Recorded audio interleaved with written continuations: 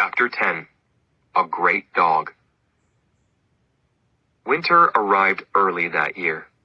The children waited for the snow. Can Marley live through another winter? I thought. Jenny and I took the children to Disney World in Florida. It was their first Christmas away from home, and they were very excited. Jenny took Marley to the animal doctor's office. They gave him a home there and watched him carefully. We had a great family vacation, but on the way home, somebody called us from the doctor's office. Marley's very tired, she said, and his hips are really hurting him. The next day, Jenny went for Marley. He got out of the car, but he couldn't walk into the house. He lay on the ground outside. Jenny called me at work.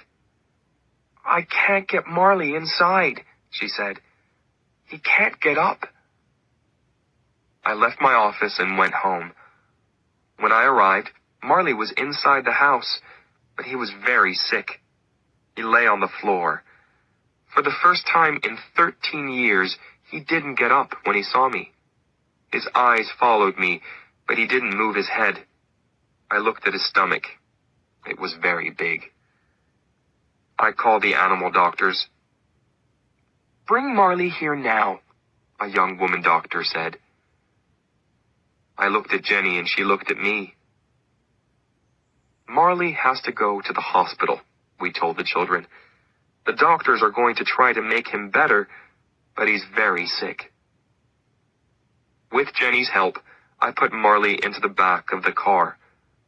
He lay on the floor. I petted his head. Oh, Marley, I said again and again. At the hospital, I helped him out of the car and took him inside. The young doctor took him away. Then she came back and showed me some pictures of the inside of Marley's stomach.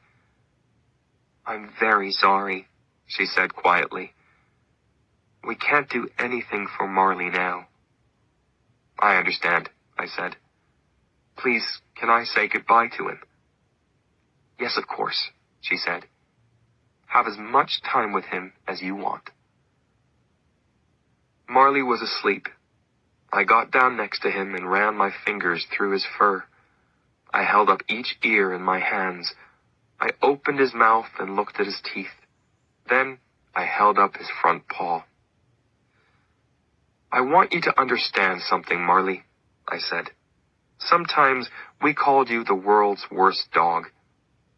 But you're not. We never told you this before. But you're a great dog, Marley. A great dog. I sat with Marley for a long time. Then I called the doctor. I'm ready now, I said. I held Marley's head and the doctor gave Marley something. It didn't hurt him. He died quietly. I want to take Marley home, I said. 2 people brought a large black bag out to my car. Then I thanked the doctor and drove away. When I got home, the children were in bed. I put my arms around Jenny and we cried for a long time. Later, we went outside. We took the black bag out of the car and put it into the garage. Next morning, Jenny told the children about Marley. They were very sad and started to cry. It's okay, I said. When you have a dog, this always happens. Dogs don't live as long as people.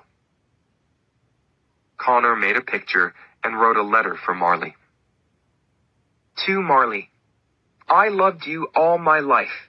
You were always there when I wanted you. Your brother, Connor Richard Grogan. Colleen made a picture of a girl with a big yellow dog. She wrote under the picture, I will never forget you, Marley. I found a very good place for Marley, in the ground under 2 big fruit trees. I put the black bag in the ground, and Jenny and the children watched. After I finished, everybody said, We love you, Marley. Then we went back to the kitchen and told stories about Marley. Sometimes we laughed, and sometimes we cried. The next days were very difficult. The house was very quiet. When I came home at night, there was no Marley. Jenny cleaned the house, but his fur was everywhere. One morning, when I put on my shoes, I found some of Marley's fur inside them. Marley was my dog for 13 years. He wasn't an obedient dog, but he was important in my life. I wanted to tell other people about him, so I wrote about him in my newspaper. Nobody called Marley a great dog, or a good dog. He was wild and crazy. He had to leave obedience school. He chewed things, and he wasn't very intelligent. But he understood people's feelings, and he was very good with children. A person can learn a lot from a dog. Because of him, I listened to my feelings. Because of him, I enjoyed winter sunlight and the snow and a walk in the woods. Because of him, I can be a good friend.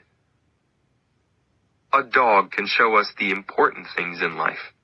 A dog isn't interested in fast cars or big houses or expensive clothes. Give a dog your love, and he will give you his. Many people read about Marley in the newspaper. Animal lovers called me and wrote to me. They wrote to me about their love for dogs.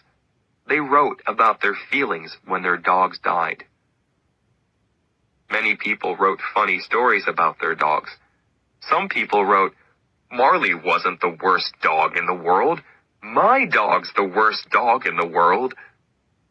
I began to feel better. I took the letters home and showed them to Jenny. She laughed too. Winter came to an end, and it was spring. Our yard was full of flowers. I didn't think about Marley all the time. When I thought about him, I usually remembered the happy days. In many ways, life without a dog was easier. The house and the yard were clean. We could enjoy going out to dinner. But something about our family wasn't right. One morning, Jenny showed me the newspaper.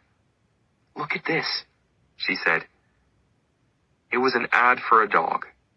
I saw a photo of a big yellow Labrador. I looked at the photo, then I looked again. "That's Marley," I said. "It isn't Marley," said Jenny. "Look." Under the photo was the dog's name, Lucky. I read, "I'm looking for a new home and a new family. I want a quiet home because I'm a little wild." We read the ad and looked at the photo again. We didn't say anything for some time.